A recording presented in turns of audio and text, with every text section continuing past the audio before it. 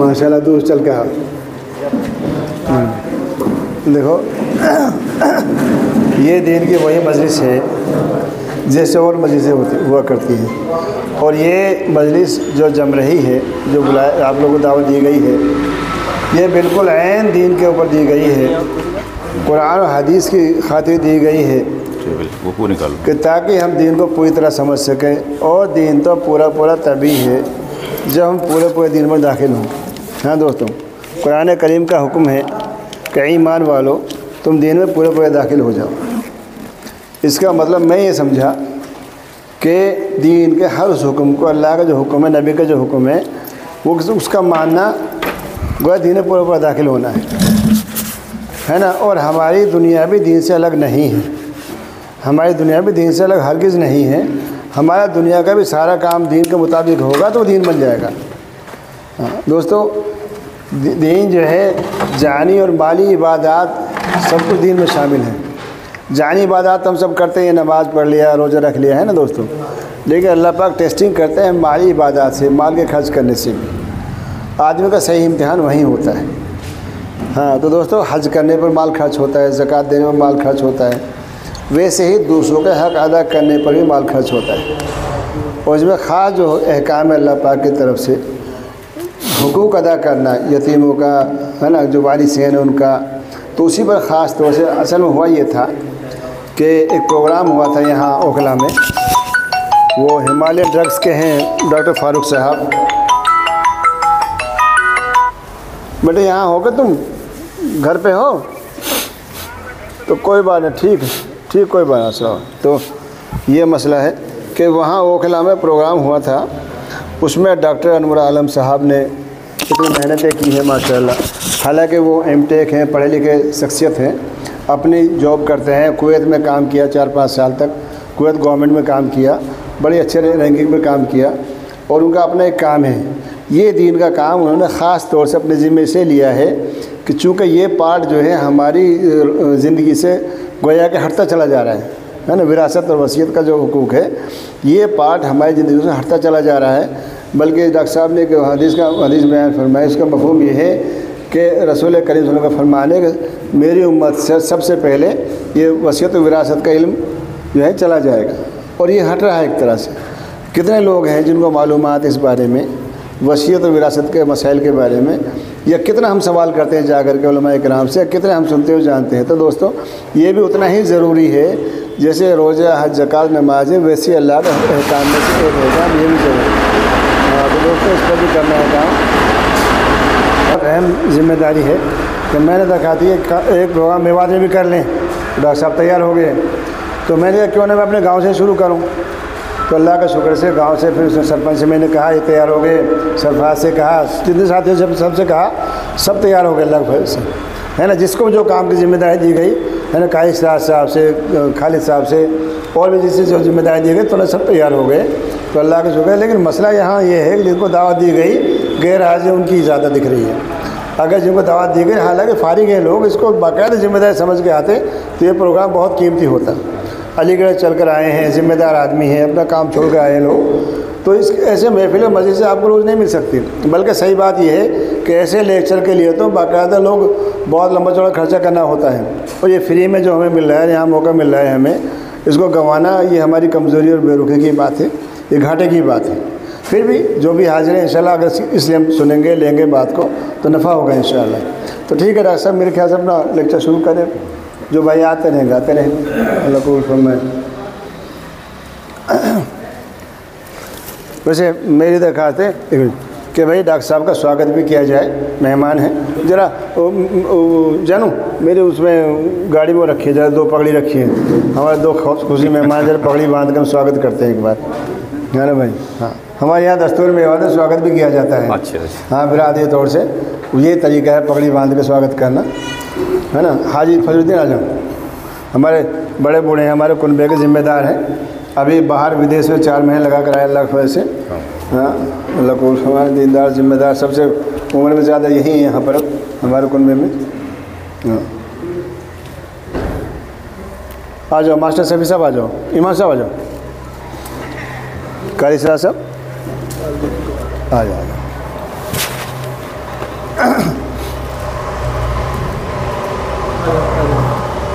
लो लो हाजी बांधो, पगड़ी बांधो। इधर इधर आ जाओ, यहाँ आ जाओ। लो आप हाथ लगा लो। हाँ ठीक है, शुरू करो। चलो ला है ना भाई, इज़्ज़त दी जा रही है हमारे डॉक्टर अनवर आलम साहब को। करो शुरू। माशाल्लाह। लो क्लैपिंग्स थोड़ी सी। थोड़ी तालियां बजा दे भाई, है ना। अल्लाह को सुनो।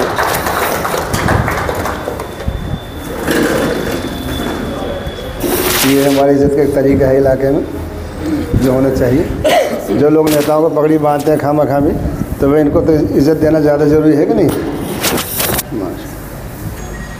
कोई दस्तारबंदी जैसे हमारे मदारिस में होती है। हाँ कर पूरा बांधो, पूरा बांधो। हाँ माशाल्लाह। बुजुर्ग को दे दो, तुर्रा अस्तर बना देगा। पुराना तजुर्बा है, तुर्रा से बना देगा ना हजरत। आओ हम्मद साहब तशरीफ लाइए, आइए। दूसरी पगड़ी निकालो भाई।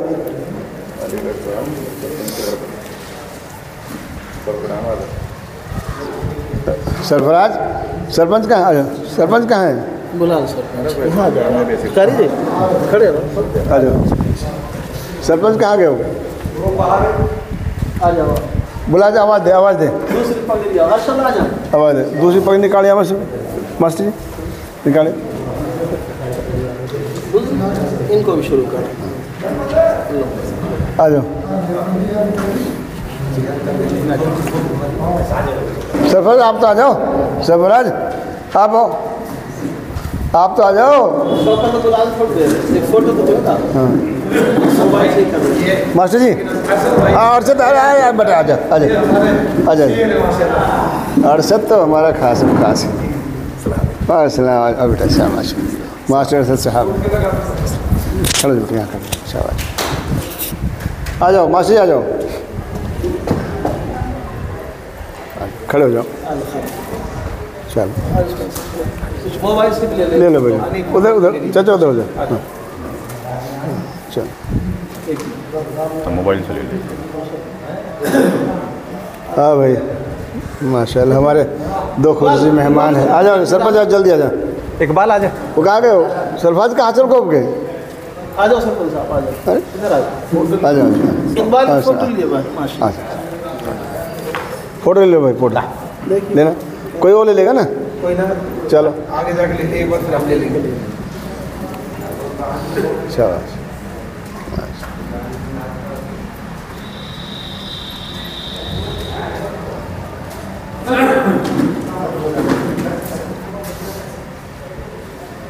बहुत अच्छे।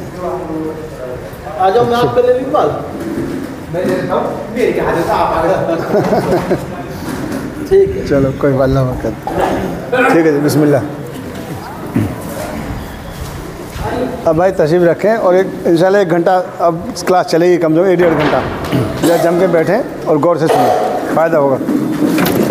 अस्सलामु अलैकुम वरहमतुल्लाह। वालेकुम अस्सलाम रहमतुल्लाह। लो भैया, अल्हम्दुलिल्लाहि रब्बिल आलमीन वस्सलातु वस्सलामु अला रसूलिहिल आगे आ अमीन। जाओ, आगे आ जाओ, थोड़ा आगे आओ। रब्बि इश्रह ली सदरी वयस्सिर ली मास्टर जी, अमरी आगे। वहलुल उक़दतम मिन लिसानी यफ़क़हू क़ौली। अऊज़ु बिल्लाहि मिनश शैतानिर रजीम। बिस्मिल्लाहिर रहमानिर रहीम। इन्नल्लज़ीना यअकुलूना अम्वालल यतामा ज़ुल्मा इन्नमा यअकुलूना फ़ी बुतूनिहिम नारा व सयस्लौना सईरा। सूरा निसा की आयत नंबर 10 है।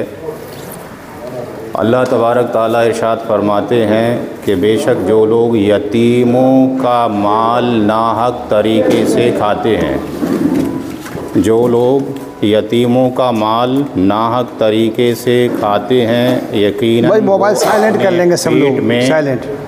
यकीनन वो अपने पेट में आग भरते हैं और अनकरीब वो भड़कती हुई आग में जा पड़ेंगे। यहाँ पे कुछ उलमा इकराम भी मौजूद हैं। अल्लाह के रसूल सल्लल्लाहु अलैहि वसल्लम ने इरशाद फरमाया, इब्ने माजा की हदीस नंबर 2719 है, 2719। करवा देते हैं।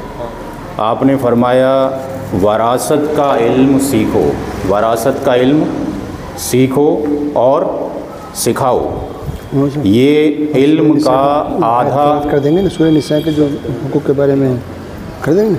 अच्छा, ये इल्म का आधा हिस्सा है, ये भुला दिया जाएगा और सबसे पहले यही इल्म मेरी उम्मत से उठा लिया जाएगा। तो हम ये चाहते हैं कि पहले यहाँ का स्टेज का जो आगाज़ है वो तिलावत कलाम पाक से किया जाए। तो मौलाना साहब आ जाएं और सूरह निसा की जो आयत करीमा है, आयत मीरास की, आयत नंबर 11, 12 और 176 की तिलावत कर दें। उसके बाद इंशाअल्लाह फिर मैं प्रोग्राम शुरू करूँगा।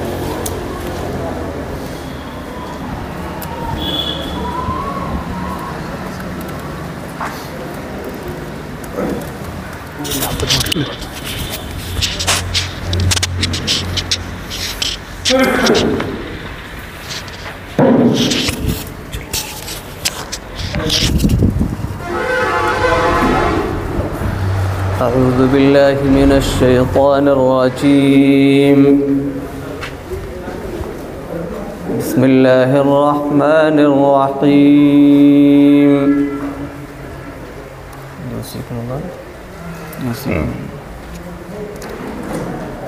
يوصيكم الله في أولادكم للذكر مثل حظ الأنثيين يوصيكم الله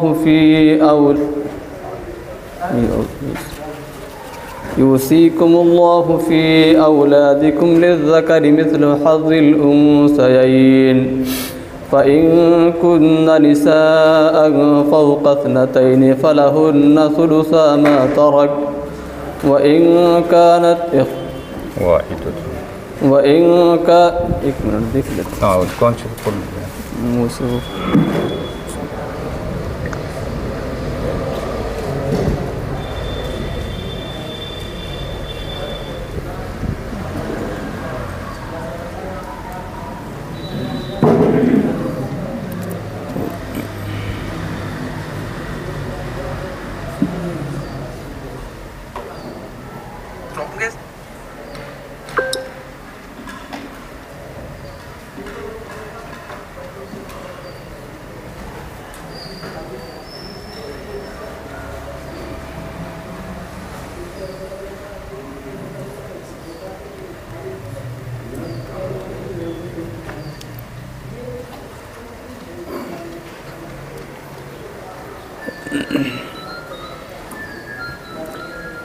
أعوذ بالله من الشيطان الرجيم بسم الله الرحمن الرحيم يوصيكم الله في أولادكم للذكر مثل حظ الأنثيين فإن كن نساء فوق اثنتين فلهن ثلثا ما ترك وإن كانت واحدة فلها النصف ولأبويه لكل واحد منهما السدس مما ترك إن كان له ولد فإن لم يكن له ولد وورثه أبواه فلأمه الثلث فإن كان له إخوة فلأمه السدس من بعد وصية يوصي بها أو دين آباؤكم وأبناؤكم لا تدرون أيهم أقرب لكم نفعا فريضة من الله إن الله كان عليما حكيما ولكم نصف ما ترك أزواجكم إن لم يكن لهن ولد فإن كان لهن ولد فلكم الربع مما تركن من بعد وصية يوصين بها أو دين ولهن الربع مما تركتم إن لم يكن لكم ولد فإن كان لكم ولد فلهن الثمن مما تركتم من بعد وصية توصون بها أو دين وإن كان رجل يورث كلالة أو امرأة وله أخ أو أخت فلكل واحد منهما السدس فإن كانوا أكثر من ذلك فهم شركاء في الثلث من بعد وصية يوصى بها أو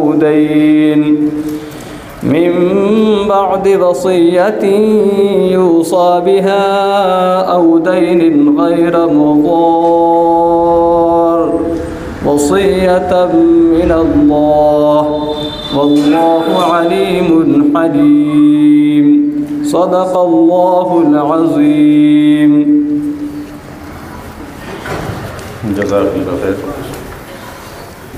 जो आयत करीमा पढ़ी गई हैं वो सूरा अन्निसा सूरा नंबर 4 है, 4 नंबर है और उसकी आयत करीमा 11 और 12 की तिलावत की गई। सूरा अन्निसा की जो लोग लिखना पढ़ना जानते हैं, पेपर्स वगैरह, हमाद भाई वहाँ कुछ पेपर्स रखे हैं, कोई दे इधर से ले लीजिए, बैग में यहाँ से ले लीजिए, खोल लीजिए अगर मैं इधर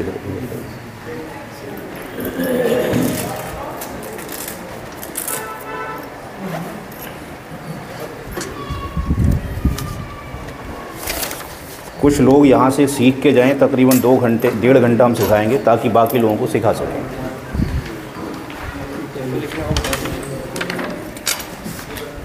सूरा निसा की आयत नंबर, ये सूरा निसा 4 है, सूरा निसा की आयत नंबर 11 में, सबको दिख रहा है? सूरा निसा की आयत नंबर 11 में ये सूरा नंबर है 4 और ये है आयत नंबर। सूरा निसा की आयत नंबर 12 में और सूरा निसा की आयत नंबर 176 में। इन 3 आयत करीमा के अंदर पूरा इस्लामी कानून विरासत को अल्लाह ताला तबारक ताला ने बयान कर दिया है। अभी जो आयत करीमा पढ़ी गई वो 11 और 12 पढ़ी गई। तो इन तीनों आयत करीमा के अंदर सब कुछ दे रखा है। अद्दीनु युस्र, हदीस बार बार सुनते हैं, दीन आसान है, मुश्किल नहीं है। हम लोगों ने इसको मुश्किल बना दिया, ये हमने अपने ऊपर जुल्म किया है। हम ये देखते हैं कि जब किसी की मौत हो जाती है तो हम अक्सर घरों में विरासत की तकसीम देखते ही नहीं, अक्सर घरों में नहीं होती है। परदादा की डेथ हो गई, दादा की हो गई, अब वालिद साहब की हो गई, अब बच्चों का नंबर आया तो बच्चे तकसीम करना चाहते हैं। तो उसमें भी जुल्म ये होता है कि हम अपनी बहनों के हिस्से नहीं देते, कुछ अपने बेटियों के हिस्से नहीं देते, बेटे को ज़्यादा दे देते हैं। मिशकात शरीफ की हदीस है, अल्लाह के रसूल सल्लल्लाहु अलैहि वसल्लम ने इरशाद फरमाया, ध्यान से सुने, अगर किसी शख्स ने किसी की मीरास काटी, अगर किसी शख्स ने किसी की मीरास काटी तो रोज़े क़यामत अल्लाह ताला उसकी जन्नत की मीरास काट देगा। अब आप सोच ली कि 2-4 दिन की दुनिया बनाने के लिए हम क्या कर रहे हैं। आयत करीमा 13 में और 14 में सूरा निसा की आयत नंबर 13 में खुशखबरी दी गई है उन लोगों के लिए जिन्होंने मीरास के अहकाम पे अमल किया, उनके लिए जन्नत की खुशखबरी दी गई और हमेशा के लिए दी गई। कारी साहब यहाँ बैठे हुए हैं, आयत नंबर 14 के अंदर सूरा निसा में बताया गया कि जिसने इसके ऊपर अमल नहीं किया, मीरास की तकसीम का अमल नहीं किया, उसका ठिकाना जहन्नम है, वहाँ पे खालिदन फ़ीहा का वर्ड आया हुआ है। इसका मतलब ये है कि हमेशा हमेशा की उसको जहन्नम मिलनी है जिसने तकसीम मीरास के अंदर हेर फेर की। जो हदीस मैंने स्टार्टिंग में पढ़ी थी, ऐसा लगता है कि वो आज के दौर के लिए ही अल्लाह के रसूल सल्लल्लाहु अलैहि वसल्लम ने फरमाया था कि विरासत का इल्म सीखो और सिखाओ। तो एक काम विरासत का इल्म सीखना है, दूसरा सिखाना है। आपने ये भी फरमाया ये आधा इल्म है, आपने ये भी फरमाया ये वो इल्म है जो दुनिया से सबसे पहले रुखसत हो जाएगा। तो हम देख रहे हैं शायद हमारे लिए ही कहा गया था कि इसके बारे में ना तो किसी मिंबर से आवाज़ आती है मस्जिद के, ना हम लोग उसके ऊपर कोई ध्यान ही करते हैं।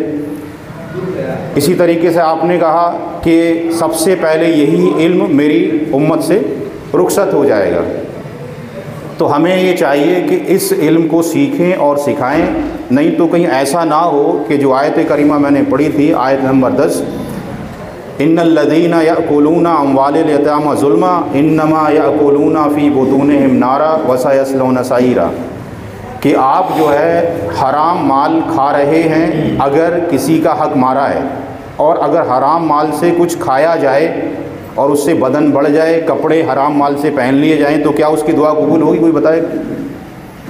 किसी ने हराम माल ही खाया हो, चाहे वो खाना काबा का गिलाफ पकड़ कर गिड़गड़ा कर दुआ मांग रहा हो, तब भी दुआ कबूल नहीं हो सकती, क्योंकि उसके पेट में लुकमा हराम का है, उसके ऊपर कपड़े हराम के हैं। तो हम ये देखते हैं कि अक्सर शादियों में जाते हैं तो वहाँ पे मीरास की तकसीम ही नहीं हुई है। हमें ये भी पता है कि हमारे दोस्त ने, हमारी बहन ने, हमारे चचा ने, ताऊ ने कब्ज़ा कर रखा है, हिस्सा नहीं दिया है, और वो उसी हिस्से से बाकी लोगों की परवरिश भी कर रहा है और शादियाँ भी कर रहा है। तो इसका मतलब वो हमें हराम माल खिला रहा है। मैं एक मिसाल दिया करता हूँ हर एक प्रोग्राम में कि एक जहर है, वो चाहे आप दुकान से ख़ुद ख़रीद के खाएं या वही जहर मैं आपको खाने में दावत में लेके मिला दूँ, वो असर करेगा दोनों या अलग अलग असर करेंगे? दोनों का असर सेम होगा कि अलग अलग होगा? एक ही होगा। तो हमें इससे बचने की ज़रूरत है, इसको सीखने और सिखाने की ज़रूरत है। जब कोई शख्स मर जाता है तो हम अपनी ज़िंदगी में देखते हैं कि बहुत सारे लोग दुनिया से रुखसत होते चले जा रहे हैं, लेकिन हमें ये बात कहीं सुनने में नहीं आती, ना किसी मस्जिद से, जबकि हदीस मौजूद हैं कि अल्लाह के रसूल सल्लल्लाहु अलैहि वसल्लम जब जनाजे की नमाज़ पढ़ाते तो पूछ लिया करते कि इस शख्स के ऊपर कोई कर्ज़ तो नहीं है? क्या हमने कहीं ऐसा सुना आज तक? देखा? कहीं नहीं देखा कि कोई ये कह रहा हो, नमाज़ पढ़ाने वाला इमाम या और कोई शख्स कह रहा हो कि भाई मेरे बाप के ऊपर कर्ज़ था, किसी का कर्ज़ तो नहीं है। इल्ला माशाल्लाह कभी नज़र आ गया। आप जनाजे की नमाज़ ना पढ़ाते और कहते आप पढ़ लो। अगर कोई सहाबी ये कहते कि मैं कर्ज़ अदा कर दूंगा, तो आप दोबारा ये कहते क्या आप पूरा पूरा अदा करोगे? तो वो कहते हाँ पूरा पूरा अदा करूँगा, तो आप जनाजे की नमाज़ पढ़ाते। तो जब कोई शख्स मर जाता है तो वो 4 जिम्मेदारियाँ छोड़ कर जाता है। पहली जिम्मेदारी कौन सी है? जब कोई शख्स मर जाए तो उसका कफन दफन करना है।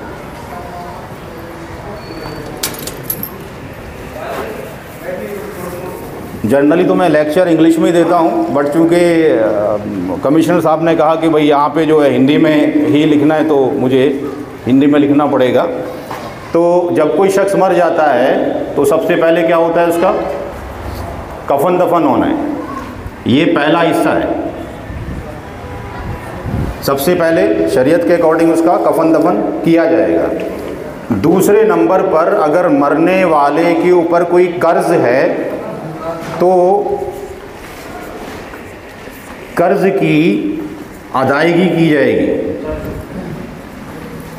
हो सकता है हिंदी लिखने में गड़बड़ हो जाए, क्योंकि 88 में 88 में हिंदी लिखना छोड़ दिया, उसके बाद फिर इधर आगे। तो तीसरा नंबर जो है वो है कि अगर मरने वाले के ऊपर मरने वाले ने कोई वसीयत की है तो वसीयत को पूरा किया जाएगा। चौथा चीज़ है कि मरने वाले के तरके की तकसीम की जाएगी। तो जो लोग लिखना पढ़ना जानते हैं यहाँ पे, वो इसको नोट कर लें ताकि बाकी लोगों को सिखाएं, क्योंकि सीखना और सिखाना ज़रूरी है। एक आयत भी सीखिए तो सिखाना है, ये भी इल्म का एक हिस्सा है। तो पहला काम क्या है? कफन दफन। दूसरा काम क्या है?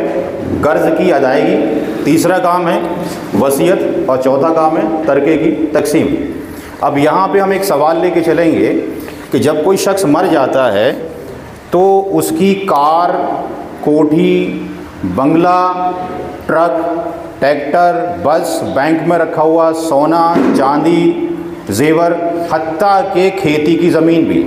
कुछ लोग ये कहते हैं खेती की ज़मीन का बंटवारा नहीं होगा, वो सरासर फतवा गलत है। हर एक चीज़, जब कोई शख्स मर जाएगा तो उसका छोड़ा हुआ माल तरका बन जाता है। हर एक चीज़ पर लागू होगा। तो जब कोई शख्स मर गया तो एक सवाल को हल करने के लिए एक छोटा सा वो हम ले लेते हैं कि मरने वाला जब मरा है तो उसकी सारी जो प्रॉपर्टी है उसकी मालियत कितनी है। ये नोट कर लिया भाई, जिन्होंने नोट करना था, किसी ने नोट किया कि नहीं किया? ये ड्यूटी बनती है आपके ऊपर, मेरे ऊपर से वईद ख़त्म हो जाएगी क़यामत के दिन। जो मैंने बोल दिया है आपने सीखना है, मैं सिखा रहा हूँ। तो जिनको उर्दू में आता है उर्दू में लिख ले, मैं बोल रहा हूँ। कफन दफन हो गया, कर्ज़ की अदायगी, वसीयत और तरके की तकसीम हो गई। ये जो प्रोग्राम किया जा रहा है, हमारे साथ 5 उलमा इकराम हैं, उनका भी तारुफ़ करा दूँ मैं। ताजुल मसाजिद भोपाल के मुफ्ती साहब हैं रईस अहमद कासमी साहब, कुछ लोग तारुफ़ रखते होंगे, वो हमारी टीम के मेंबर हैं। हमारा जो ऑर्गेनाइजेशन है उसका नाम है इस्लामिक इनहेरिटेंस रिसर्च सेंटर, एक इदारा है जो इसी पे काम कर रहा है फ्री ऑफ कॉस्ट, कोई पैसा नहीं लेता ये करने के और किताबों के बांटने के। एक मौलाना ये हैं, दूसरे मौलाना हैं डॉक्टर रज़ीउल इस्लाम नदवी साहब, तीसरे मौलाना हैं मौलाना अमीनुर रहमान उमरी मदनी, ये बेंगलोर में हैं, ये अहले हदीस हैं। वो रईस अहमद साहब कासमी साहब थे। तीसरे मौलाना थे डॉक्टर रज़ीउल इस्लाम नदवी। एक मौलाना है मौलाना समीउल्लाह फैज़ी, जिन्होंने अरब ममालिक की किताब है डॉक्टर फौज़ान बिन फौज़ान की तहकीक मिरास, उसका ट्रांसलेशन किया है। और एक मौलाना है मुफ्ती हिशामुद्दीन कासमी साहब। तो ये इस टीम के मेंबर हैं। जब किसी को फतवा चाहिए होता है तो फतवा उनके थ्रू दिलवाया जाता है, उनकी सरपरस्ती में, उनकी निगरानी में ये काम किया जाता है। और आज भी मैं आया हूँ तो सारे लोगों की दुआएं लेकर ही यहाँ पर आए। तो यहाँ पर जो 4 चीज़ें थीं उसको समझने का है कि अगर कोई शख्स मरा तो उसकी सारी जो दौलत थी, जो भी कार कोठी बंगले सबकी थी, उसकी जो आपके पास जो मालियत थी वो मान लेते हैं कि 1 लाख रुपए है। मरने वाले ने कितने रुपए छोड़े हैं? 1 लाख रुपए छोड़ा है। मरने वाले के कफन के ऊपर, कफन दफन पे खर्च हुआ 10,000 रुपये। मरने वाले के कफन दफन पे खर्च हुआ, क्योंकि आज की डेट में कफन दफन भी फ्री में नहीं होता है और शहरों में तो और भी लग जाता है। मरने वाले के ऊपर जो कर्ज है वो 30,000 रुपये का, ये पीछे दिख रहा है सबको भाई। मरने वाले के ऊपर कर्ज कितने का है? 30,000 रुपये का है। मरने वाले ने वसीयत की है कि मेरे मरने के बाद मेरी जो प्रॉपर्टी हो, मालियत हो, उसमें से 25,000 रुपये मदरसे को दे दिए जाएं। मरने वाले ने 1 लाख रुपए छोड़े थे, ये 1 करोड़ भी हो सकते हैं, 1 अरब भी हो सकते हैं। एक सवाल लिया जा रहा है कि कफन दफन पे 10,000 रुपये खर्च हुए, कर्ज पे 30,000, कर्ज उसके ऊपर 30,000 है मरने वाले के ऊपर, वसीयत वो 25,000 की कर गया है। तो अब हमने देखना है कि जो तरका है वो कितना निकलेगा। जो तरका है ऐसा नहीं है कि आपके वालिद या मेरे वालिद या मैं मर जाऊं तो वो 1 लाख रुपए मेरे वारिसों में तकसीम हो जाएगा ना। ये पैसा एकदम वारिसों में तकसीम नहीं होता। जो रुपया वारिसों में तकसीम होगा, जो तरका होगा, उसमें से पहले कफन दफन का खर्च निकाला जाएगा, फिर उसमें से कर्ज निकाला जाएगा, फिर उसमें से वसीयत निकाली जाएगी। अब वसीयत के मुताल्लिक हदीस मौजूद है, सही बुखारी के अंदर भी है, मिशकात शरीफ में भी है कि वसीयत 1/3 से ज़्यादा की नहीं की जा सकती है। वसीयत 1/3 से ज़्यादा की नहीं की जा सकती है। तो पहले हमने देखना है क्या वसीयत करने वाले ने जो वसीयत की है, ऐसा तो नहीं कि 1/3 से ज़्यादा की हो गई तो शरीयतन गलत हो जाएगी। अगर कोई शख्स ये कहे कि मैं तो बहुत नमाजी परहेजगार हूँ, मैं तो जो है ज़ोहर की नमाज में 8 रखते पढ़ूँगा फ़र्ज़, तो क्या होगा? नमाज कबूल होगी उसकी? सुन्नत के अगेंस्ट जा रहा है। हमें जो फॉलो करना है, मानना है, वो कुरान को मानना है और हदीस को। जितना कह दिया गया वो ऑर्डर है मानना है। ये भी एक ऑर्डर है जो तकसीम मीरास है कुरान करीम में। अभी कारी साहब ने आयत शुरू की, यूसी कौमुल्ला, अल्लाह की वसीयत है, मेरे बाप की वसीयत नहीं है, आपकी बाप की वसीयत नहीं है, अल्लाह की वसीयत है। इसी को आयत नंबर 7 में कहा गया फरीदातम मिनल्लाह। जैसे कि रोज़ा फ़र्ज़ है, नमाज फ़र्ज़ है, हज फ़र्ज़ है, ऐसे ही हुकूकुल इबाद के अंदर ये फ़र्ज़ का दर्जा रखती है, उसको मान कर करना ज़रूरी है। इसी तरीके से हम ये देखते हैं कि इसके अंदर वसीयतम मिनल्लाह बहुत बार आया है। तो यहाँ पर पहले कफन दफन, कर्ज और वसीयत, फिर तरके की तकसीम होगी। तो अब देखना ये क्या वसीयत ठीक कर दी करने वाले ने, ऐसा तो नहीं है कि वसीयत गलत कर दी हो उसने। तो वसीयत के लिए अल्लाह के रसूल सल्लल्लाहु अलैहि वसल्लम ने तरीका ये बताया कि वसीयत जब निकाली जाएगी तो उसका तरीका ये होगा कि कफन दफन की रकम को जोड़ लिया जाएगा। तो कफन की रकम कितनी है और कर्ज की रकम कितनी है, कोई बताएगा भाई? ये कफन जो है 10,000 रुपये। अच्छा मोटा लिखूं? अच्छा काले यूज कर लें।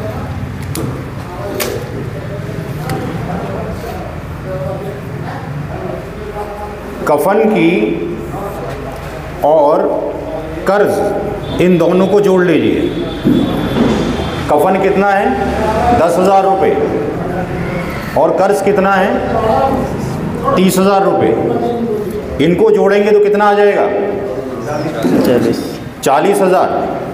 अब जो ये 40,000 आया है, इस 40,000 को क्या करना है, जो पूरी मालियत है उसमें से घटाना है। वसीयत की रकम निकालनी है हमने। तो जो वसीयत की रकम निकलती है, जो वसीयत निकलती है उसमें क्या करना पड़ता है, उसमें से जो इसकी मालियत थी, जो इसकी मालियत थी उसमें से आपने दो चीज़ों को घटा दिया। किसको? कफन को और कर्ज को। तो यहाँ से ये कफन और जो कर्ज है, कफन को और कर्ज को हटा देंगे। तो यहाँ से घटा देंगे तो कितना बचेगा? ये 1,00,000 रुपये में से ये कितना आया था? 40,000। 40,000 को यहाँ से घटा दिया जाएगा तो कितना बचेगा? ये 60,000। अब जब ये 60,000 बचेगा तो ये कहा गया कि वसीयत जो होगी वो 1/3 पर होगी, यानी इसका कितना होगा? बटा 3 होगा। इसका बटा कितना होगा? 3 होगा। इसका बटा कितना होगा? 3 होगा। तो इसका बटा 3 करेंगे तो कितना आएगा? वसीयत कितने की आ जाएगी? पूरे माल में से कफन दफन और कर्ज को घटाया जाए, जो आएगा उसको बटा 3 करेंगे, क्योंकि 1/3 से ज़्यादा की वसीयत नहीं हो सकती है शरीयतन। तो कितना आ गया वसीयत? 20,000 रुपये। तो ये कोई बहुत बड़ा हिसाब नहीं है, बड़ा सिंपल सा हिसाब है। जो भी कारोबार करता है, अनपढ़ आदमी, वो भी कर लेता है। इतना मुश्किल नहीं। हमने मुश्किल इसलिए बना दिया कि हम देना नहीं चाहते। वसीयत जो है 1/3 की हो सकती है और वसीयत नहीं हो सकती जिसके हिस्से शरीयत ने फिक्स कर रखे हैं। जिसके हिस्से फिक्स हैं उसको वसीयत नहीं कर सकते। माँ के लिए वसीयत नहीं होगी, बेटी के लिए नहीं होगी, बाप के लिए नहीं होगी, दादी के लिए नहीं होगी ना। जिनके हिस्से फिक्स हैं उनको वसीयत नहीं की जा सकती। उनके अलावा को वसीयत की जा सकती है, वो भी 1/3 की। 1/3 से ज़्यादा की वसीयत नहीं हो सकती। तो अब हमें ये पता लग गया कि मरने वाले ने जो ये वसीयत की थी वो क्या की है? सही की है, गलत की है? 25,000 सही की है, गलत की है? गलत। मरने वाले ने 25,000 की वसीयत की थी और शरीयत क्या कहती है? 20,000। तो जो भी ये फैसला कर रहा होगा मुफ्ती या उलमा इकराम, उसको चाहिएगा वो लिखेगा कि भाई ये शरीयतन गलत है, ये 20,000 से ज़्यादा की नहीं हो सकती है। तो मैं समझता हूँ इतना जो समझाया गया है कि सबसे पहले जो शख्स मर जाए उसके सारे माल की कितनी अमाउंट आ रहा है, कितने रुपए का माल है, वो लिख लिया जाए। उसमें से कफन दफन पे कितना खर्च हुआ, कर्ज पे कर्ज कितना था। हो सकता है किसी पे कर्ज ना हो सकता है कफन दफन किसी और ने कर दिया हो, लेकिन एटलीस्ट उसके ऊपर हो सकता है उसने वसीयत भी ना की हो। अगर ये कफन दफन भी किसी ने कर दिया, मान लो कर्ज भी उसके पास नहीं है, वसीयत भी नहीं है, फिर तो वो 1,00,000 पर ही उसका तरके की तकसीम होगी। लेकिन सारा मरने वाले की अगर जेब से हो रहा है तो कफन दफन और कर्ज निकालने के बाद हमारे सवाल में 40,000 रुपये निकलेंगे तो 60,000 बचेंगे। 60,000 का 1/3 जो होगा वो 20,000 होगा। तो अब हमें ये पता लग गया कि ये 3 अखराजात निकलेंगे। अब तरके की रकम कैसे निकलेगी? अल्लाह के रसूल सल्लल्लाहु अलैहि वसल्लम ने फरमाया कि तरके की रकम जब निकलेगी तो तीनों अखराजात निकाले जाएंगे। तो अगर हम जो तरका है उस तरके की रकम को निकालते हैं तो तरके की रकम को निकालने के लिए 1,00,000 में से, यानी उसका जो पूरा ये माल था, इस पूरे माल में से 1,00,000 में से सब कुछ घटाना पड़ेगा। कितना घटाना पड़ेगा? 10,000 रुपये किसका घटाना है? 10,000 रुपये काय में खर्च हुए? कफन दफन में। कर्ज कितने का था? और उसके ऊपर उसने वसीयत जो की थी मदरसे के लिए वो 20,000 रुपये की हो गई। तो अब कोई बताएगा इसको अगर घटा दिया जाए, ये कफन है यहाँ पे और ये कर्ज है और ये वसीयत है, इन तीनों को घटा दिया जाए तो तरके की रकम कितनी आएगी? कोई बताएगा? 40,000। तो ये जो बताया गया आपको, ये हर घर में होना है, हर फर्द के साथ होना है, चाहे वो खुद समझे या अपने घर वाले बच्चों से समझे, ये ज़रूरी है। हर शख्स ने मरना है, ऐसा नहीं कोई नहीं मरेगा, हर एक ने मरना है। जब कोई भी शख्स मरेगा वो कुछ ना कुछ माल तो छोड़ेगा, चाहे वो 100 रुपये भी छोड़े तब भी यही तरीका है। कुछ जो भी छोड़ेगा, जो भी वो छोड़ेगा, छोड़ा हुआ माल क्या होगा? उसका तरका होगा। तो जो भी माल छोड़ा जाएगा, अगर उसके पास इतना माल है तो जाहिर सी बात है, मैं ये चाहता हूँ कि ज़िंदगी में मैं अपनी हलाल कमाई से कमाया हुआ माल ही खाऊँ, मैंने ज़िंदगी में किसी से उधार भी ना लिया हो। तो मैं क्यों चाहूँगा कि आप लोगों से अपना कफन खरीदवाऊँ? मैं ऐसा क्यों ना करूँ, अपना कफन अपने पैसे से ख़रीद के पहले से ही रख दूँ। तो ये बात समझ में आ गई होगी। कफन दफन पे जो 10,000 रुपये खर्च हुए, कर्ज पे 30 और वसीयत को निकालने का तरीका वो था। तो यहाँ पर जो बंदा जो है, जो भी शख्स 1 लाख रुपए छोड़ के मरा था, 1 लाख उसके बच्चों में तकसीम नहीं हो रहा, उसके बच्चों में कितना तकसीम होगा? 40,000। तो मैंने जो 7 साल लगाए हैं इसके ऊपर रिसर्च की है 2015 से अब तक, वो केवल इस पे किया है 40,000 रुपये को कैसे तकसीम किया जाए वारिसों के बीच में। बहुत सारी मैंने किताबें लिखी हैं, मेरे वेबसाइट है उस पर पढ़ी हैं। कुछ किताबें मैं आपको फ्री बांटने के लिए लेके आया हूँ जो यहाँ पर मौजूद है। जो वेबसाइट का नाम नोट करना चाहते हैं, कार्ड हमारे पास मौजूद होंगे। हम्मद भाई, मोहम्मद भाई कार्ड दे देंगे, कार्ड में सारा कुछ मौजूद है, हर एक को कार्ड दे देंगे, कार्ड में सारी इन्फॉर्मेशन मौजूद है। ये बात समझ में आ गई सबको? अब हम ये देखेंगे कि 40,000 रुपये को अगर तकसीम करना हो और किसी शख्स की बीवी मौजूद हो, किसी शख्स का बाप भी मौजूद हो, उसकी माँ भी मौजूद हो और उसका एक बेटा और एक बेटी भी मौजूद हो, तो 40,000 रुपये कैसे तकसीम किए जाएँ?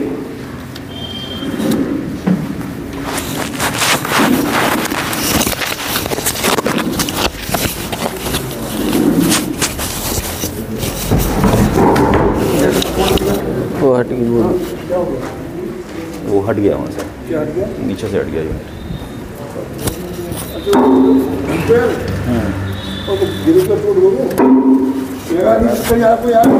कहाँ लगेगी?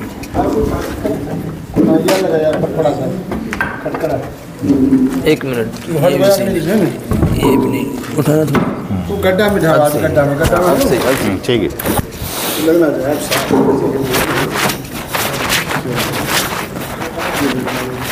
और सब आए कैसे?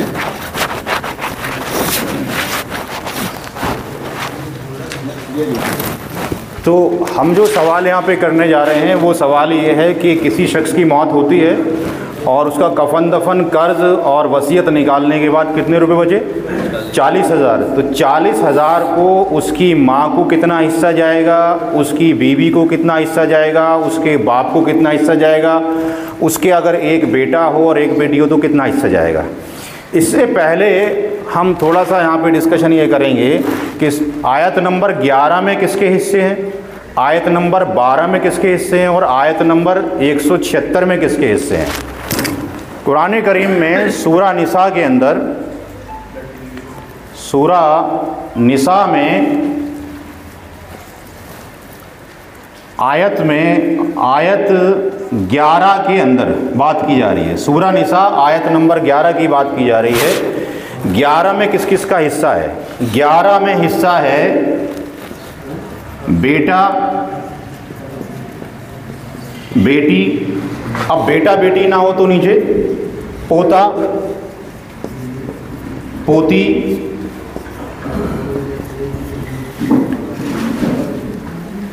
माँ, बाप। आयत नंबर 11 में किसका हिस्सा है? औलाद के बारे में। युसीकुमुल्लाहु फी औलादिकुम लिज़्ज़करि मिस्लु हज़्ज़िल उन्सयैन, कि हर जो मर्द है उसके डबल हिस्सा है, किससे? बनिस्बत औरत के। तो वहाँ पे किस तरीके से करेंगे देखेंगे। वहाँ बेटे का हिस्सा है, बेटी का हिस्सा है, पोता पोती का हिस्सा है और माँ और बाप का हिस्सा है। आयत नंबर 11 में इन लोगों के हिस्से दिए गए। आयत नंबर 12 की अगर हम बात करें, आयत 12 में जो हिस्सा दे रखा है वो दे रखा है वलकुम निस्फु मा तरक से शुरू होती है। उसमें हिस्सा दे रखा है शौहर का हिस्सा कितना होगा, बीवी का हिस्सा कितना होगा, और 3 तरह के भाई बहन होते हैं। एक होते हैं सगे भाई बहन, एक होते हैं सौतेले भाई बहन, और एक और होते हैं माशरिक भाई बहन। अगर किसी शख्स ने शादी की और जिस औरत से शादी की उसके पास पहले से एक लड़का और लड़की थी, और आपने उससे शादी की, एक लड़का लड़की और हो गया, तो अब ये जो 4 भाई बहन हो गए ये क्या बन गए? अखियाफी भाई बहन हो गए। दो बहन भाई का जोड़ा वो और ये बहन भाई का जोड़ा क्या बन गए? माशरिक भाई बहन बन गए। अरब की हालत ये थी कि आयत मीरास के नुज़ूल होने से पहले मिशकात शरीफ की हदीस है, एक सहाबी हैं साद बिन रबी रज़ी अल्लाह ताला अन्हु शहीद हो जाते हैं जंगे ओहद के अंदर। तो अरब का दस्तूर ये था कि औरत का कोई हिस्सा नहीं होता था, बेटी का कोई हिस्सा नहीं, बहन का कोई हिस्सा नहीं, माँ का कोई हिस्सा नहीं, और बूढ़ों का भी कोई हिस्सा नहीं, बच्चों का भी कोई हिस्सा नहीं। यानी कोई शख्स मर गया तो औरत का हिस्सा तो छोड़ दो, वो लड़का अपने बाप की यानी उसकी जो माँ होती थी वो भी प्रॉपर्टी में लेना चाहता था। औरत भी एक इनहेरिटेंस की तरह समझी जाती थी उस टाइम पे। तो जब वो शहीद हो गए तो उनकी जो वाइफ थी वो अल्लाह के रसूल सल्लल्लाहु अलैहि वसल्लम के पास आती हैं कि अल्लाह के रसूल, साद जो मेरे शौहर थे वो जंगे ओहद में आपके साथ थे, शहीद हो गए, और उनका सारा माल उनके भाई यानी इन दोनों लड़कियों के चचा लेके चले गए। तो ये साद की 2 बेटियां हैं, मैं उनकी बेवा हूँ, इन लड़कियों से निकाह कौन करेगा, कैसे परवरिश होगी? तो आप खामोश रहे, चूँकि आप जब तक तो नहीं बोलेंगे जब तक कि वही नहीं आएगी। तो जब आयत मीरास का नुज़ूल हो गया, आयत नंबर 11-12 का, तो आपने साद के भाई यानी लड़कियों के चचा को इत्तला भिजवाई और ये कहा बुलाकर कि 1/8 साद की बीवी को दे दो, चूँकि ये 2 बेटियां हैं साद की, इसलिए उसकी बीवी का हिस्सा 1/8 है। ये किस में है? आयत नंबर 12 के अंदर। साद की 2 बेटियां हैं, उसको 2/3 दे दिया जाए, 2/3, और बाकी जो बचे वो 13 है। तो कुछ हिस्से ऐसे हैं कि वो कुरान करीम में नहीं है, जैसे साद के चचा का हिस्सा वो कुरान में नहीं है। तो जब तक हम आदीस मुबारक को लेके नहीं चलेंगे तब तक मसला हल नहीं हो सकता, दोनों को साथ में लेके चलना है। तो इसमें आयत नंबर 12 में शौहर का हिस्सा है, बीवी का हिस्सा है, और माँ शरीक भाई बहन का हिस्सा है। माँ शरीक भाई बहन, ये जो किताब मैंने आपको दी है उसमें हिंदी में भी, उर्दू में भी, इंग्लिश में भी सबके हिस्से लिखे हुए हैं, किसके कितने हिस्से बनते हैं ये सारे वहाँ पे लिखे हुए हैं। ये हो गया आयत नंबर 12 के अंदर। आयत नंबर 176, आयत नंबर 176, आयत 176 में जो हिस्सा है वो है सगा भाई, सगी बहन, सगा भाई सगी बहन, और सौतेला भाई सौतेली बहन, सौतेला भाई सौतेली बहन। इतने हिस्से कुरान करीम में मौजूद हैं। इसके अलावा कुछ हिस्से ऐसे हैं जो कुरान करीम में नहीं हैं, जो हदीस मुबारक के अंदर मिलेंगे। जैसे हज़रत अबू बकर रज़ी अल्लाह ताला अन्हु के दौर में एक दादी आती है, वो कहती है मेरा हिस्सा किधर है? तो आपने कहा कुरान करीम में नहीं है। एक साहबी खड़े होते कहते कि मैंने अल्लाह के रसूल से सुना है सल्लल्लाहु अलैहि वसल्लम से कि उनका हिस्सा 1/6 होता है। एक दूसरी हदीस में है कि दादी आती है, एक तीसरी हदीस में है कि दादी और नानी एक साथ आती हैं, तो आपने कहा कि 1/6 में ही दोनों बांट लेना। तो दादी नानी के हिस्से कुरान करीम में नहीं है, ये क्लियरली कहाँ से मिलेंगे? हदीस मुबारक से मिलेंगे। इसी तरीके से एक सहाबी कहते हैं कि भाई एक बेटी है, एक पोती है और एक सगी बहन है। एक बेटी है, एक पोती है, एक सगी बहन है। तो कुरान करीम में बेटी का तो हिस्सा है, लेकिन बेटी की मौजूदगी में पोती को कितना मिलेगा ये नहीं लिखा हुआ। तो सही बुखारी की हदीस है, उसके अंदर आपने फरमाया कि बेटी का हिस्सा 1/2 है।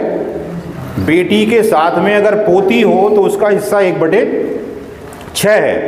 बेटी का हिस्सा 1/2, पोती का हिस्सा 1/6, जबकि वो बेटी के साथ हो। अगर पोती अकेली होती, अगर बेटी ना होती, पोती अगर अकेली होती तो पोती को 1/2 मिलता जो बेटी को मिल रहा था, यानी पोती बामिसल हो जाती किसके? बेटी के हो जाती। तो आधा बेटी का, 1/6 पोती का, बाकी बचा हुआ सगी बहन का। तो कुछ हिस्से हमें वहाँ से मिलेंगे। तो मैंने थोड़ा सा तफसील बता दिया आपको यहाँ पे, बाकी किताबों में मौजूद है मेरी। अब यहाँ पे इंशाल्लाह सवाल लेंगे, सवाल को स्टेप बाय स्टेप करेंगे। एक सवाल को सॉल्व कर लें इंशाल्लाह। किसी के घर में भी कोई मौत होनी है तो वो खुद निकाल सकता है कैसे निकाला जाए, क्योंकि ये इतना मुश्किल मसला नहीं है जितना हमने बना दिया। उसकी दिक्कत ये मुश्किल होने की कि हमने मदारिस का भी सर्वे किया, इस्लाही, फलाही, नदवी, कासमी लोगों को पढ़ाया। पता है चला कि जो मदारिस में शुरुआत होती है वो जनरली अरबी अव्वल से होती है, वहाँ पे मैथ नहीं होता। तो मैंने जो किताब लिखी है आप लोगों के पास में है, कुछ लोगों के पास नहीं होगा, सिराजी से पहले रियाजी, जो किताब पढ़ाई जाती है मदारिस में इल्म मिरास की, वो सिराजी के नाम से पढ़ाई जाती है। और मैथ ना जानने की वजह से काम नहीं हो सकता, क्योंकि कुरान करीम में कहीं हिस्सा है 1/2। जैसे अगर मैं इसका बात करूं, सूरह निसा की आयत नंबर 11 का, अगर एक ही बेटी है किसी शख्स की तो उसका हिस्सा कितना है? आधा है। अगर 2 या 2 से ज़्यादा बेटियां हो जाएं तो उसका हिस्सा कितना होगा? 2/3 में बराबर की शरीक होंगी। 2 बेटियां हो तब भी, 3 हो तब भी, 10 हो तब भी। एक बेटी तो आधा हिस्सा, और अगर 2 या 2 से ज़्यादा हैं तो 2/3 में बराबर की शरीक होंगी। युसिकुमुल्लाहु फी औलादिकुम, उसी आयत के अंदर औलाद की मौजूदगी में माँ का हिस्सा 1/6 है। औलाद की किताब में लिखा हुआ है, औलाद की मौजूदगी में माँ का हिस्सा 1/6 है। औलाद में चाहे बेटी हो, पोती हो, पड़पोती हो। औलाद की मौजूदगी में बाप का हिस्सा 1/6 है। आयत नंबर 12 में अगर बीवी का इंतकाल होता है और औलाद मौजूद है तो शौहर का हिस्सा 1/4 है। अगर औलाद ना हो तो शौहर का हिस्सा 1/2 है।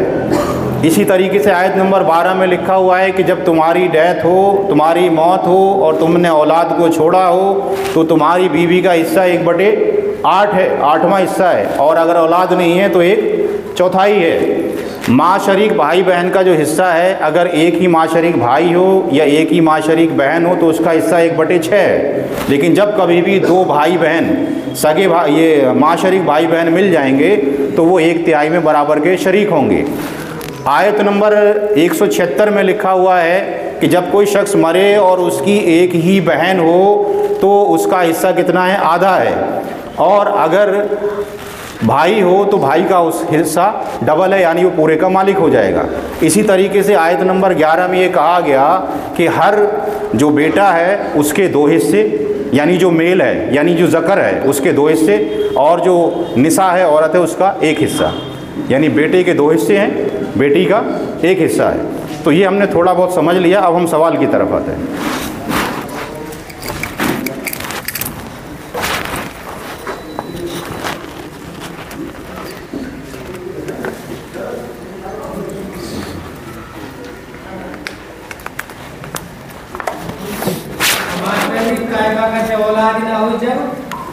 हम क्लास को ख़त्म करने के बाद सबके अलग अलग सवाल लेंगे।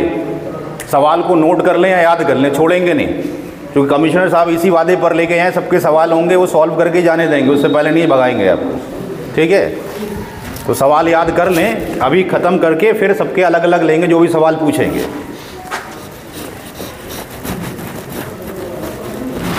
इसको सीखना मुश्किल नहीं है, मुश्किल देना है, ये मुसीबत है। समझ में आ रही है आपको? सीखना मुश्किल नहीं है। अद्दीनो युस्र, अल्लाह ताला कहता है दीन आसान है, रसूल कहते हैं दीन आसान है, तो फिर आसान है ना, मुश्किल का है? मुश्किल हमने बना दिए।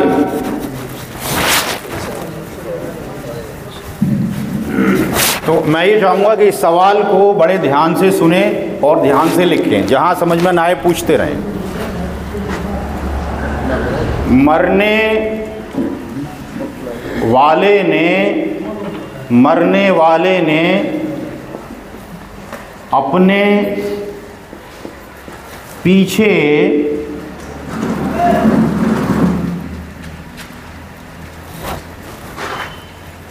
बीवी, माँ, बाप, बेटा और बेटी को छोड़ा है, बेटी को छोड़ा है। मरने वाले के तरके की रकम, जो अभी हमने निकाली थी, तरके की रकम 40,000 है।